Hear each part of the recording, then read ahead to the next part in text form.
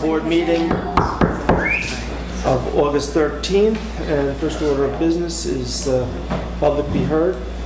Do you have the list? John Ludwig. I'd like to yield my time to Vince Christopher, please. You're yielded? Come on up, Vince. He's not next, though. Who's next? He's the ELD. Dee Dee Howard, isn't Dee he Dee? next? Come on up, Dee Dee. Okay.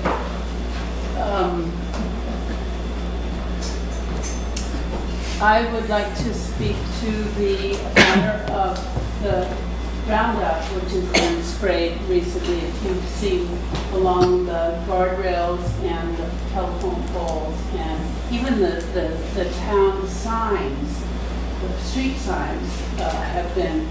And on one level, there's the problem with the bees. There's been recent complete definitive science that said Roundup is very bad for bees. And they found out that it's in their stomachs, that it makes them vulnerable to the diseases that they already have, but that they may be exposed to. So it's much worse when they have Roundup sprayed. Also, it destroys the wildflowers that are growing next to the roads, and oftentimes they need those flowers for that, not only to survive, and it's not just that they make honey, it's that they pollinate. But aside from that, the danger to humans has been clearly decided on. And with 3 cases recently with over $2 million in restitution for people who've had lymphoma, a very specific kind of lymphoma that comes from Roundup exposure.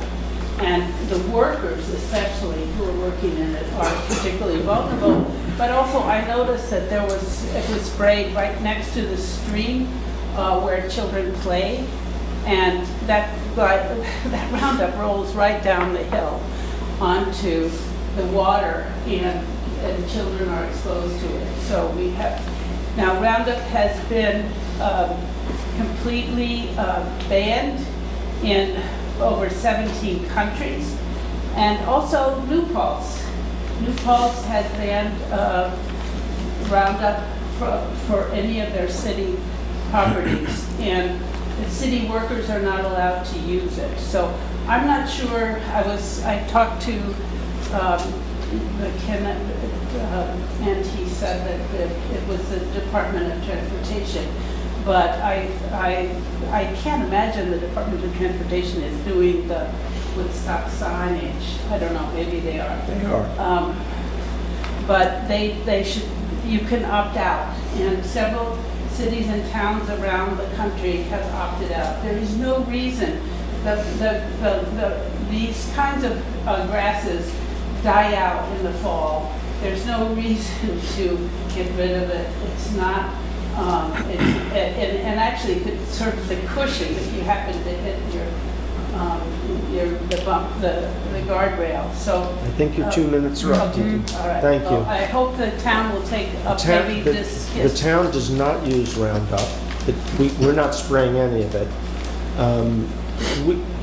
I think many of us were under an assumption the state wasn't spraying in Woodstock, that the DOT was not spraying.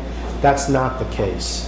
There was some handshake deal a few years ago where they skipped a year, and they sprayed a little less in the Bearsville Flats up around our aquifer, but they've been spraying away since then. They did not have a good year last year because of all the rain, and so the weeds were worse this year, and by the time they got to it, the weeds were much higher, and they browned off a lot. And that's why everybody is noticing it, including me. We were all under the assumption. I'm working with the state to see what we can do. Well, the town can opt out, and there are No, other... we can't.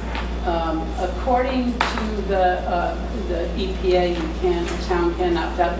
Westchester Many, I have the list of all the cities The in state, we Westchester. can't regulate the state. Well, We can try and negotiate something with them, but there's no opting out. The state sprays their roads.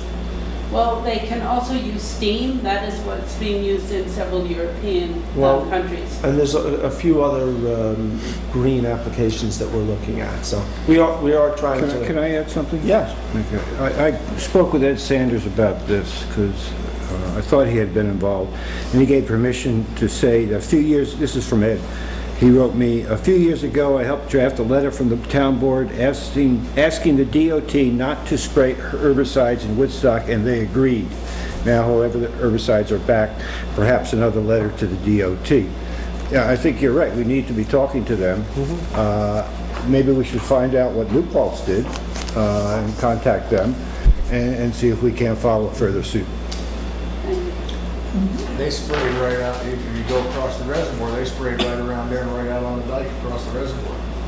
They're using a different product out there. Yeah. That's what I've heard. Yes. That's what we're told. So that's at the least what we're gonna try and get in all of Woodstock. Next. Is Vince Christopher, and since he's got John Library, All right, we So don't we've got usually do 4 that, but I'll minutes give you now. 4 minutes. yeah. Talk to them? We usually don't. Okay. You're wasting your time. No. My name's Vincent Christopher Jr. I'm a resident of the town. I'm a property owner. I'm a husband, father of 2 young boys who are patrons of the Woodstock Library, and I'm the owner of Woodstock Hardware. I'm leaving a letter tonight with the town board that is full of too many facts that I assume I can't get done in my 4 minutes, but I'm going to try to highlight the important ones. And to make it clear from the beginning and try to help some people understand, I'd like to note that Woodstock Hardware owns the property on the eastern side of Library Lane, which is across from the library from Tinker Street all the way down to about where the old laundromat building was. So those 12 parking spots, 13 parking spots are owned by Woodstock. So I'll stop the clock for a second. So if you're looking on that side, is that probably roughly equal with the back of your building now, or does it go past that? Goes past that. Okay. So past the telephone pole. That's Okay. that. Okay. So you're a couple of spots past. Couple spots past. So, to highlight, dear Supervisor McKenna, under the parking and loading section on page 3 of the information presented to the Woodstock Planning Board dated July 18, 2019, prepared by Mr. Stephen Tilley, architect for the library, regarding the new library, it is noted that parking available not on library property, but 12 existing spaces on Library Lane.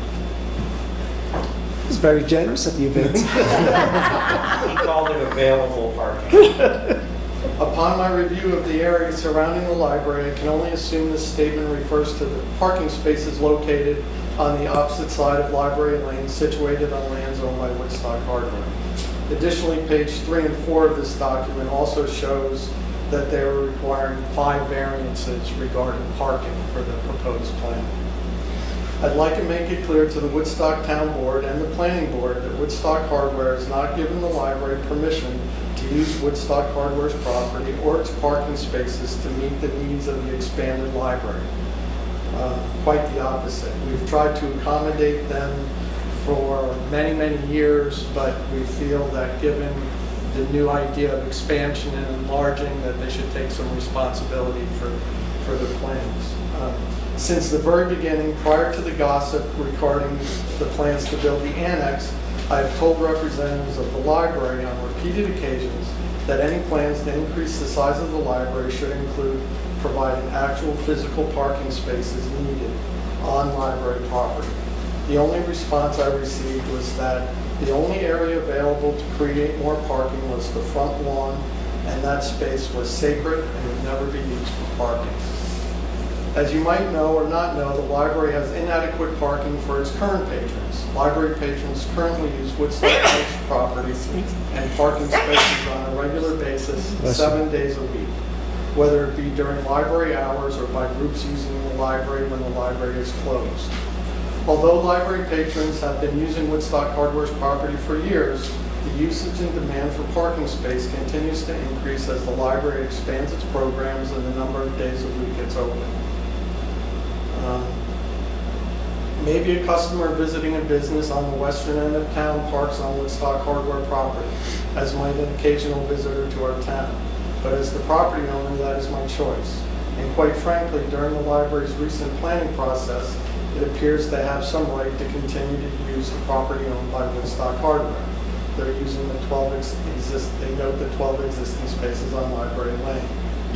Why are we even having this discussion since the property and parking spaces in question are owned by Woodstock Hardware? I pay taxes on these property, and these parking spaces are required for Woodstock Hardware to meet town planning and zoning codes and laws. They are not extra spaces or unused spaces. These spaces are important to Woodstock Hardware. By their own admission, the library plan discussed is short 18 parking spaces. And that's if the 4 new ones they show parallel to Library Lane, which may not even be feasible. If not, the plan's 22 spaces short. So the library is elected to consume its property, other than the sacred front lawn, to more than double the size of the library building, but lacks at least 50%, if not more, of the parking spaces required by code and law while requesting 5 variances. If this is not enough detail, you may wish to review the YouTube video of the library's architect's presentation where he notes he was hired to design a building, not to address issues such as parking. Isn't that all part of it? As detailed above, which we didn't go through the details, the situation at the western end of town, in and around the library, is a sensitive one. Private property and business owners in the area are doing everything they can to free up parking spaces and minimize congestion. The library does not. They just consume.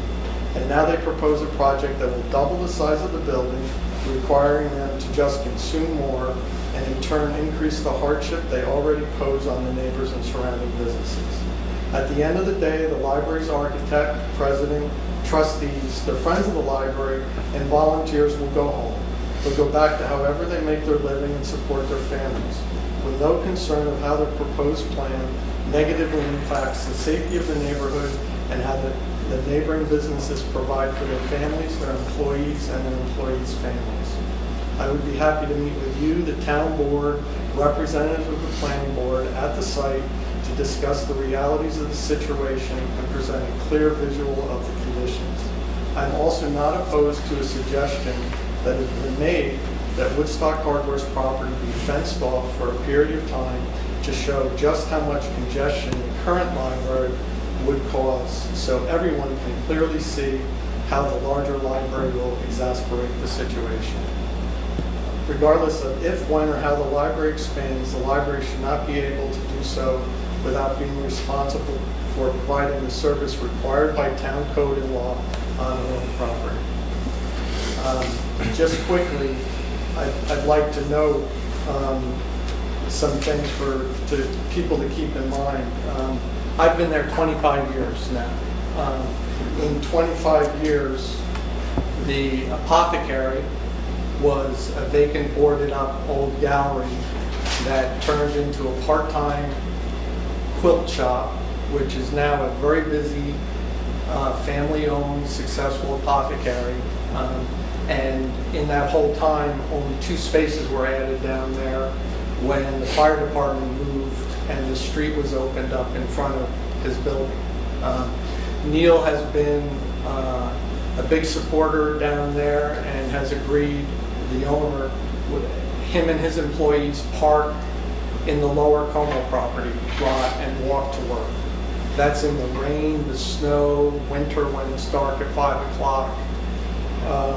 The Ann Leonard Gallery, further down the road, is now a very successful liquor store. No parking spots were added when that changed over.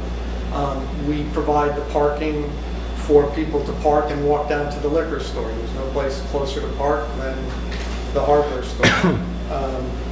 The train station, which at one time had, the Basil's own at one time had a hairdresser in it, was vacant for many years. It's now a bar and a bistro, very busy. The post office next to it was vacant for many, many years. Even when a new owner took over, it was vacant. Now it's a really successful ice cream shop. I'm going to ask you to wrap up, Vince. We Okay. went a little over your 4 minutes. Okay, so I just want to let you know that all the business owners, myself, Overlook Bikes, we've entered into agreements and we pay the church to use their property and park back there. So we're incurring extra costs to try to keep parking open for visitors, customers, whoever. It seems like we're all doing everything we can, and we have this neighbor right now who is not interested in helping out in the neighborhood, and Thank you. I'm assuming you sent that to the planning board. a copy's going to the planning board. Okay. Well, I'll just leave you guys. Yeah, I have a question, if I may. So one of the, the library is a facility for all the people of Woodstock, and one of the reasons why I believe the crosswalk where we put it in front of the town hall was valuable is because we have town parking on one side of the street, and besides the town hall, the library also is the other side of the street. So the crosswalk helps people get from the town parking to those facilities. So I guess my question, I agree with you, they shouldn't just assume they can use your property, but I would think Nor that- should the planning board assume that they're going to use your Yeah, property. Well, in this short time that I've interacted with them, off the record, they've given me 3 solutions, and they've said, oh, our patrons are going to park in the lower Como lot, okay? I think anybody that believes that believes in fairy tales, because people aren't walking in the rain, aren't walking in the dark, aren't walking in the snow. If there's 5 spots open on Library Lane, I mean, they park in the road before they would park at the Como lot and walk, and their employees don't do that now. Another option they gave me was, we're going to park all along Tinker Street in front of all the businesses there. Well, first of all, those Okay. spots aren't available, but the third one I want to let you know about that they told me is, we're going to just pay our in lieu of fee, and we'll be done and get our Well, approval. that's not automatic. Well, it's probably criminal just to say, oh, we're not going to do anything, we're building a big building, screw you, and we're paying the town, a fee. But the other thing that I'd like to say though is I This never is knew. not dialogue. Yeah, but I never knew until you told me. I know for a while those are your spots. I didn't always know. You had to tell me. You don't have any signs there that say they're your spots, so the average Woodstocker even isn't going to know. I just wanted to make that point. Okay, we're gonna move on. Thank you, Vince. And as things change or new information, please bring it up to me. But there is precedent for fencing it off. Bill, there is one more, and it is Diane Christopher. Yeah. Okay. He did get about 10 minutes, so he got your cue too. Okay, I'll see you. Thanks. Quick announcement, on September 17th at our Woodstock Town Board meeting, we are going to have a presentation from the county. They are going to be replacing the Xena Road Bridge. I believe that's the one right down by Little Deep. And so they're going to be coming up. They're going to be meeting here at 6 o'clock before the town board meeting. And then they'll be available during the town board meeting for follow-up information. I'll put that out on the website as well. But if you know anybody down in that area, let them know that, and this is going to be I believe, 2 to 3 month project. I think it's slated for next summer. The other items, so I have 2 items, topics for discussion. The first is the highway radio antennas. So just let me pull up the email that I sent you guys. So we have been working for about 2 years now trying to resolve the issue of improved radio communication for the highway department. We did have one company make a proposal that would have cost us about $15,000 to $16,000, but they're almost unreachable. And we're not quite sure that that solution was one that was going to work. Recently, and to add to this, we've also been working with the fire commissioners because they have the same issue they want to improve.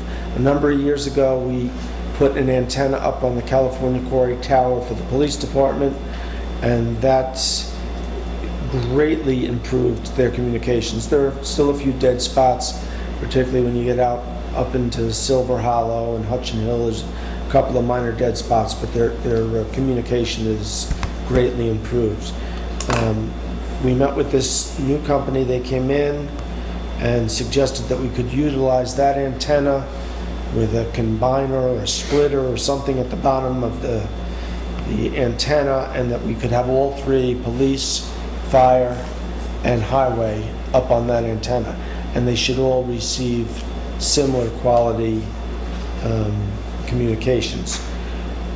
At this point, what we would need to move forward is for them to rework our license, our present licenses.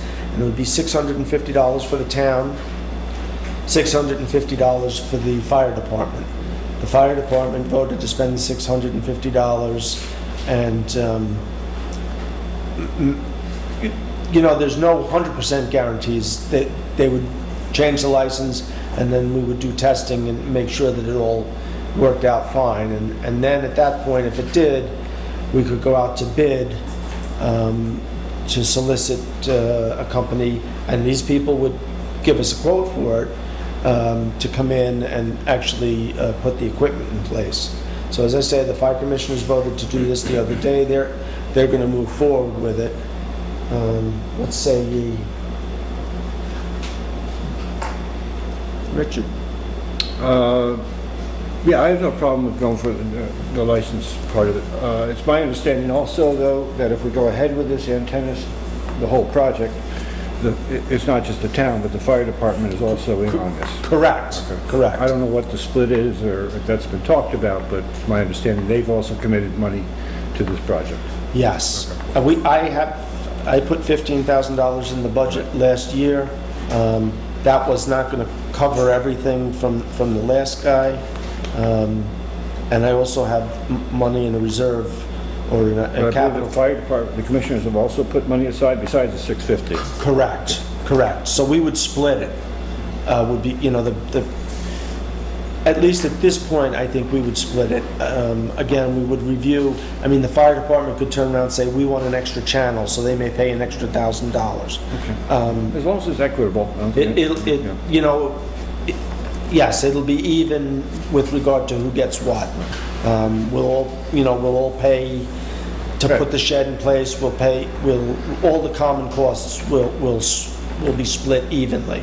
The reason I bring it up now is once we do the license thing, and I assume we get the changes and everything, we're going to be committed to going ahead probably. So everybody should be upfront about where we are in terms of down the road, because it's not cheap.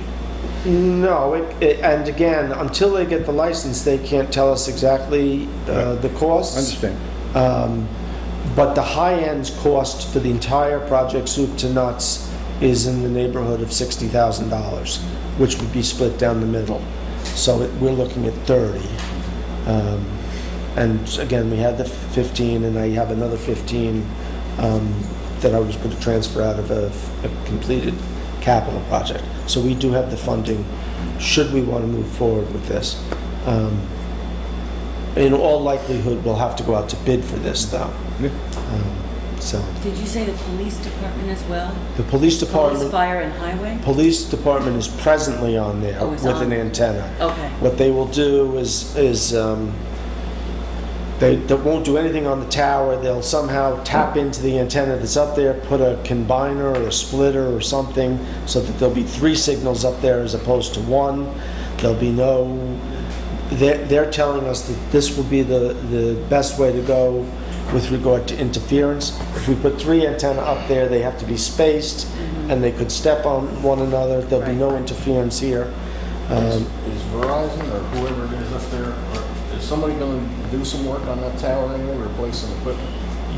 Yes, we haven't got it yet to us. I saw a preliminary request.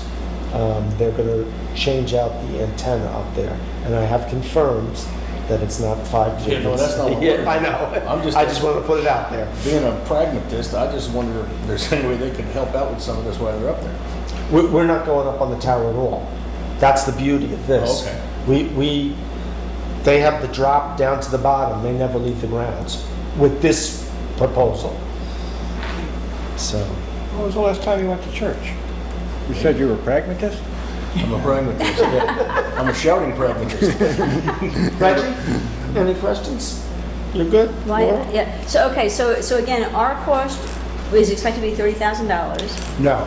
Well, Worst case scenario, Okay. we would be paying half of 60. That's a high number. Once we do the $650 licensing and they do some testing, then we'll have an idea of what's going to be required. Oh, okay. And then we'll know. So But they've looked at it from a worst case scenario. Yeah, okay. And who are we adding, who will benefit this? You say the police are already on it, fire has their own, or No. they've already voted for it. So if we vote for it, who is not? Fire department and highway department are going Are in the there. two that Two would, okay, who beneficiaries, would yeah. benefit, okay. Okay. I mean, it sounds like it's a smart thing to do.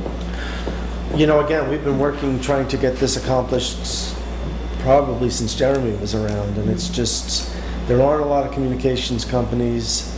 I guess this is a small project, so it's hard to garner interest, and And you said it's going on California Quarry, it'll go on our tower. on California Quarry, Yes, yeah. yeah. So we have a right to go up on the tower, we don't have to pay. The only cost we would incur, and with this present plan we won't, is that should they need to do a structural analysis of the tower, if we add any equipment, there's a fee for that, an engineering fee. Other than that, there's no fees to us. Yeah. So, Okay. okay, so I will go ahead and move forward with that. Actually, I might as well put it in the resolution.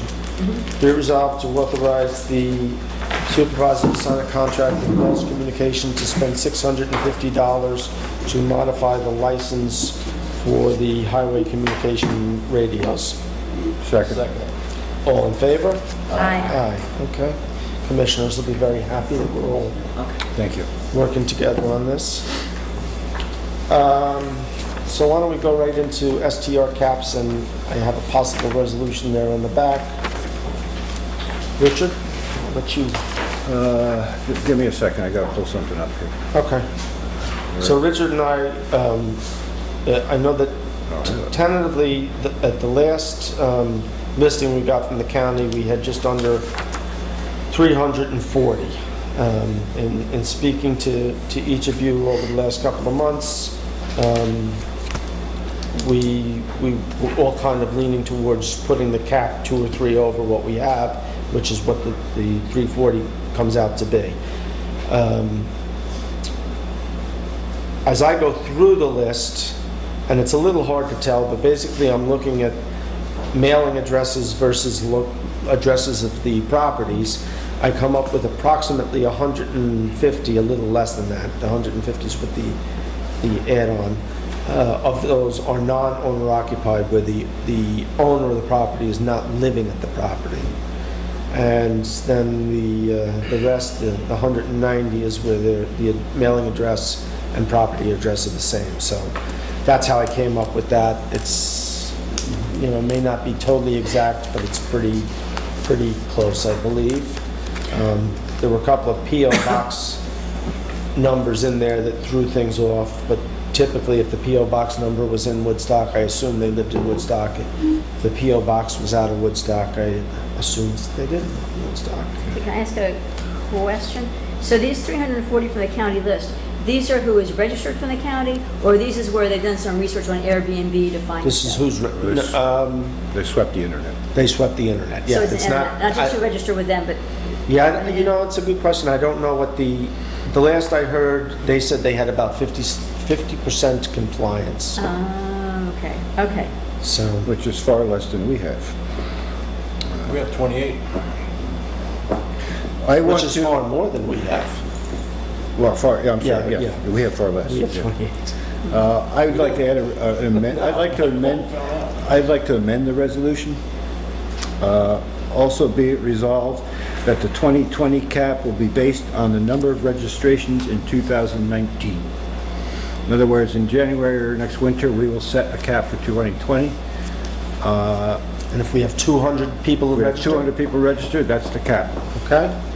Now, let me just explain something. Just read it again so I can get it on the Yeah, paper. yeah. Also be it resolved that the 2020 cap, or the cap to be established in 2020, will be based on the number of registrations that are submitted in 2019.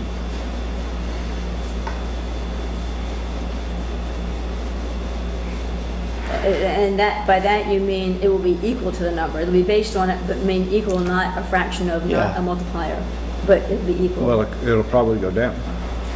Well, no, the 2020 cap will be based on the number of registrations, meaning it will be, the 2020 cap will be equal to the number of registrations, not just based on it, which means you could do some formula, it'll be equal. You want the 2020 Yeah, cap to we be want it. equal. To those who register in 2019. Correct. Correct. But not, instead of saying based on, I would say Okay. equal to. Equal, Whatever. yeah. Okay, because that takes out any confusion. Okay. Okay. Okay, the 2020 cap will be equal to the number of registrations submitted in 2019. Well, the number of registrations submitted, the number of registrations approved. Approved. Okay, the number of registrations approved. Because it's not going up. Now, the people, part of this is we are lagging in registration. The law has been in effect for a few months now. The other part of this is people who play fairly and go by the rules and follow the law will be fined next year. If you don't, you have no excuse. Should we be doing any, I know the law's been in place and people should be reading the Woodstock Times, which is our official newspaper, We're but going to be sending out, postcards? we're going to be sending that's the out next part. violation letters. in I the asked next Bill couple about weeks. that, and I wanted to put that in the resolution as well, but Bill says we don't need a resolution. Yeah, they're going to. But within the next month, letters will be going out. Okay, let's get back to the 340 that the county found. Anybody who didn't register of that 340 will get a letter? Everybody will get a letter, I assume. Of that 340 Yeah, we have that the county? addresses up. Okay. Well, we won't need, anybody who's applied won't be in violation. No. No, they'll probably get a letter there. Those 28 will not get a letter. So they're going out, we're gonna try to get them out this month in August. That's what I was kind of understanding they were gonna do. I thought they said September, but I'll double check with the building department. I know in the next few weeks they're going to start on that. Okay. So who And is, that'll be a standard violation letter. yeah, who's drafting the letter? It'll be a standard violation letter for them. Well, I guess what I'd like to recommend it include, I'd like to recommend it include the fact that if they don't register this year, since the cap will be set on this year's approved registration, I mean, they may think, oh, it's August, I don't care, because my season's almost over. It would be nice if somebody pointed I'll out. let you talk to each of you can talk to the building department. I don't want to get lost in the weeds here trying to draft a letter. Bring your concerns to the building Could department. we see the letter? Yes. Let them write the letter, you're right. Yeah. We shouldn't group write a letter. Yeah. But could we see the letter? Sure. After before it goes? Before they do that, though, if I were writing it, I would want to know what we were looking for. So Right. if you have that concern, send them an email. Fine. Yep. And then I agree, we can see the letter. We should see the letter. So let me just read this one more time. Be it resolved to set the cap for STRs. Actually, I should say, be it resolved to set a cap for STRs for 2019 at 340, with a maximum of 150 of that total being non-owner occupied.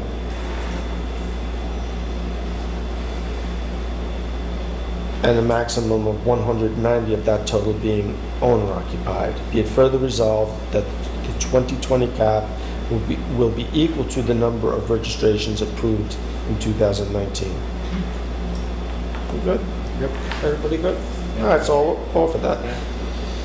Be it resolved to set the cap for STRs for 2019 at 340, with the maximum of 150 of that total being non-owner occupied and a maximum of 190 of that total being owner occupied.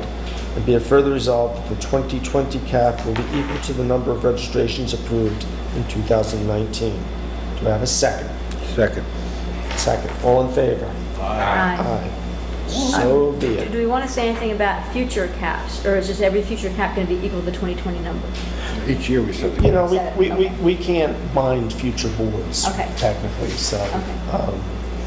Okay. I mean, I probably would have resisted a little bit with the 2021, except the board's not going to change next year.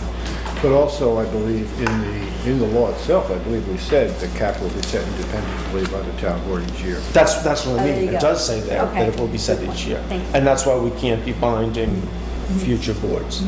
And as the same with fees.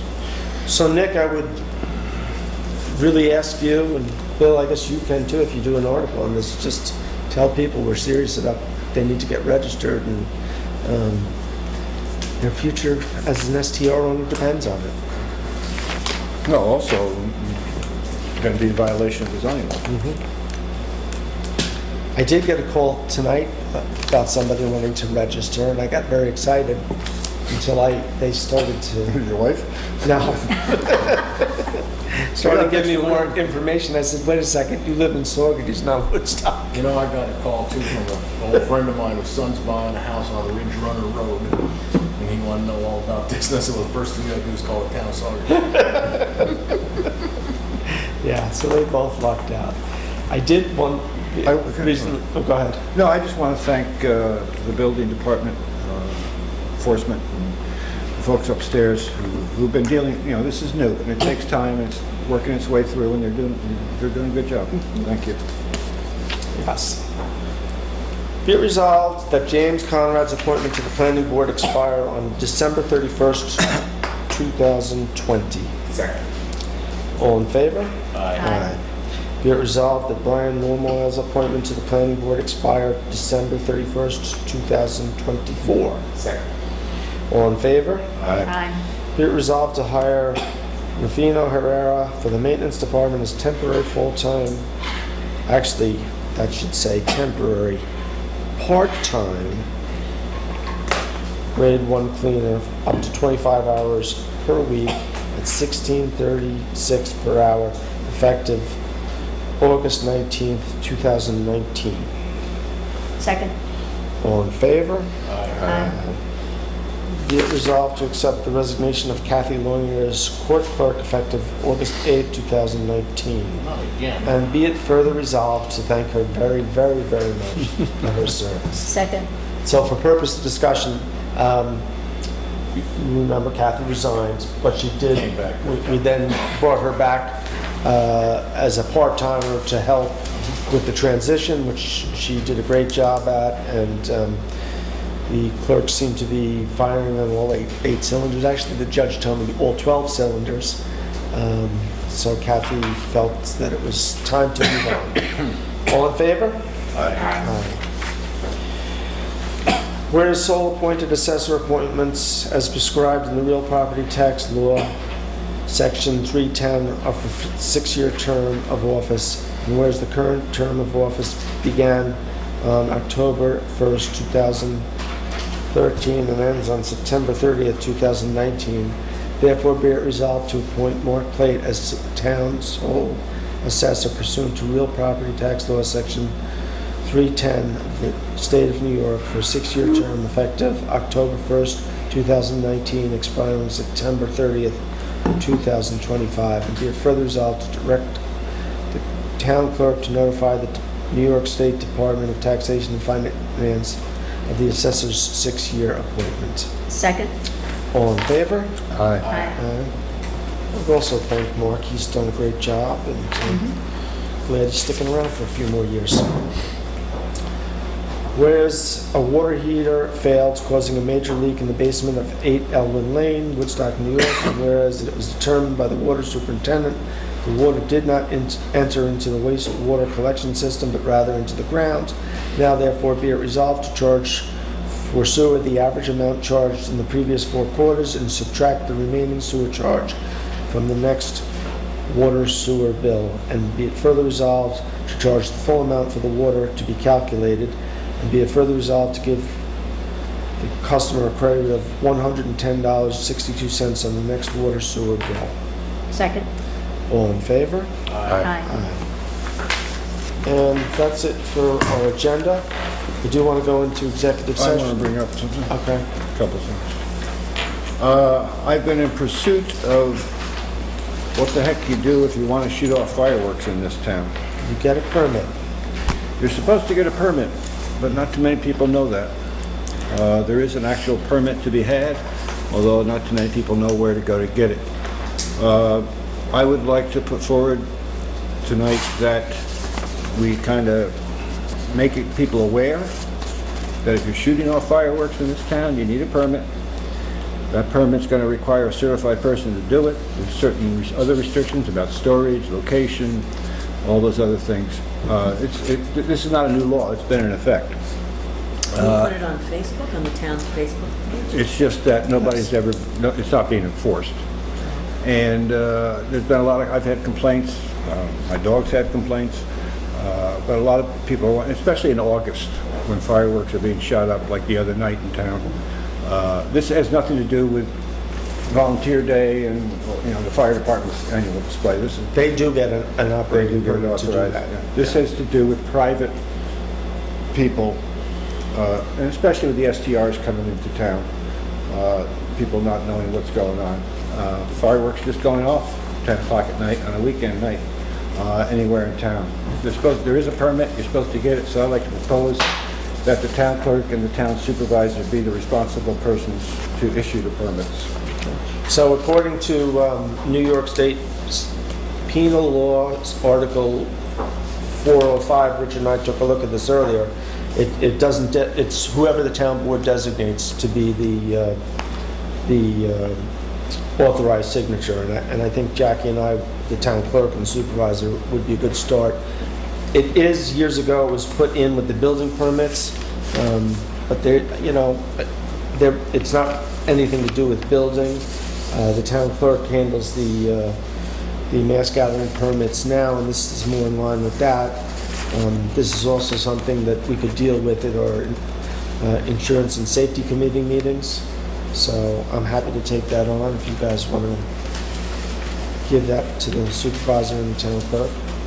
You want to make a resolution on that? Yeah, I do. I don't know if anybody else. Be it resolved to appoint the town clerk and the town supervisor as the authorized signatories on request for outdoor firework display permits. Second. All in favor? Any questions? Well, I guess I'm wondering whether there's anybody like the fire chief or, if there's, of course, that's a different department, I know, but I didn't know whether, I know you're on the fire department, but the role of supervisor isn't necessarily, fire department's not necessarily what the supervisor does. Correct. I just didn't know whether But they the fire don't- department They don't. ought to have any Under say. the permit, they're supposed to be contacted, notified. Yeah. Okay, so I'm good. And they have been in the past, Okay. so.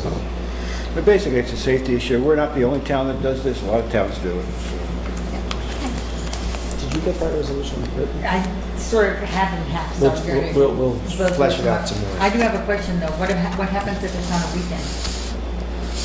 Somebody wants to come in on a weekend? They should be planning it a lot more. I mean, nobody pulls these shows together.